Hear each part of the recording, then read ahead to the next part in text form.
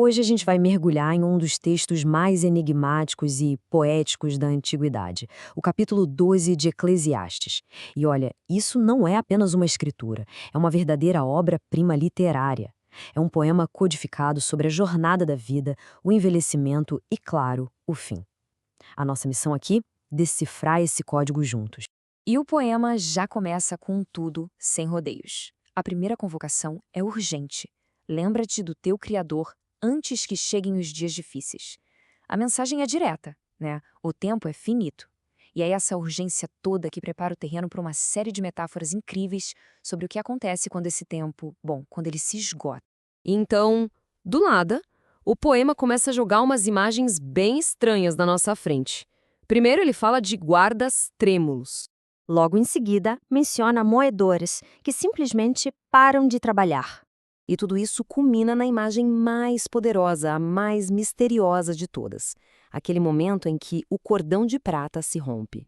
Tá, mas o que é que tudo isso quer dizer, afinal? Pode parecer um monte de imagem aleatória, mas não é não. Na verdade, elas formam um código bem preciso que descreve uma experiência que é universal. E é exatamente esse código que a gente começa a desvendar agora. Ok, vamos lá. Começando a decodificação. A primeira grande chave para entender tudo isso é a seguinte: o poema inteiro descreve uma casa.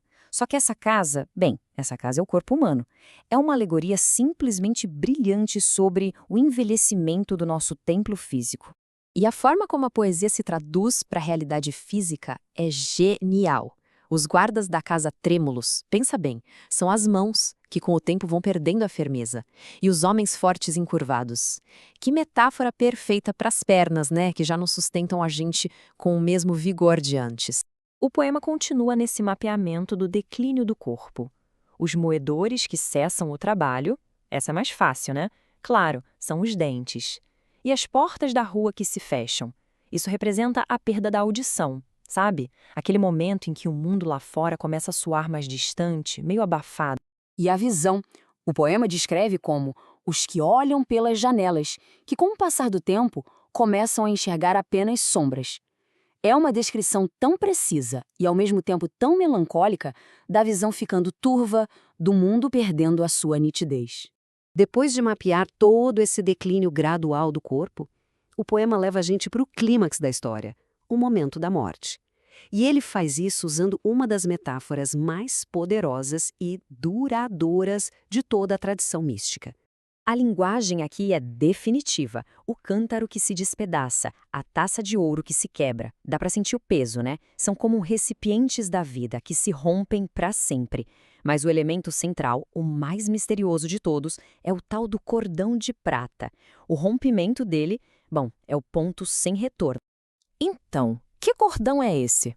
Para muitas tradições esotéricas, ele é o elo metafísico. É como se fosse o canal de energia que ancora a alma no corpo físico. Então, quando ele se rompe, não é apenas o fim do corpo, é a separação definitiva, o desligamento entre o espírito e a matéria. E essa ideia do cordão de prata já abre a porta para um nível de interpretação bem mais profundo. Para tradições como a maçonaria e a cabala, Eclesiastes 12 não é só um poema. É um texto fundamental que eles usam para entender a vida e a morte. Então, vamos usar essas duas chaves para desvendar mais alguns segredos. É muito interessante que ambas as tradições veem o corpo como um templo, mas cada uma com um foco um pouco diferente. Para a maçonaria, esse templo material se deteriora, e isso serve como um lembrete de que o verdadeiro foco deve ser na construção do templo espiritual interior.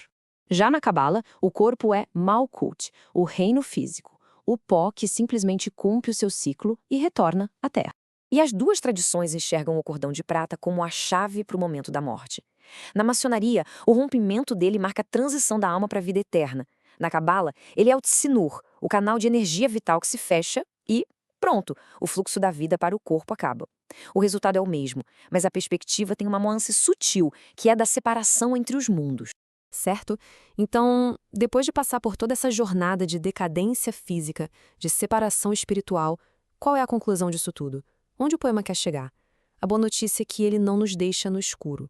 Pelo contrário, ele oferece um propósito bem claro para toda essa experiência. O autor, conhecido como o sábio, é muito direto. Ele basicamente diz, olha, depois de toda essa filosofia, de toda essa viagem, o resumo da ópera é este aqui. Este é o grande clímax moral e filosófico do livro inteiro. E a conclusão é, olha só, surpreendentemente simples e direta. Todo o dever do ser humano se resume a 2 passos. Primeiro, amar e reverenciar o divino, e segundo, obedecer aos seus mandamentos, ou seja, a lei moral. E esse ponto é crucial. Não se trata apenas de um dogma, mas de viver de acordo com uma lei moral universal. Para a maçonaria, essa é a essência do trabalho maçônico. Para Kabbalah, são as nossas ações que equilibram as grandes forças cósmicas do julgamento e da misericórdia. Ou seja, viver corretamente tem consequências universais. E o poema termina com um aviso bem solene sobre responsabilidade. Cada ação, cada pensamento, cada intenção, não importa se foi visível ou se ficou escondida, tudo será pesado na balança. Nada é em vão, tudo tem consequência. E isso tudo nos deixa com uma questão bem profunda para a gente refletir. O poema mostrou de forma muito clara que o templo físico é temporário. Então a pergunta que esse código antigo deixa ecoando no ar é simples. Qual é a obra que estamos construindo que realmente vai permanecer?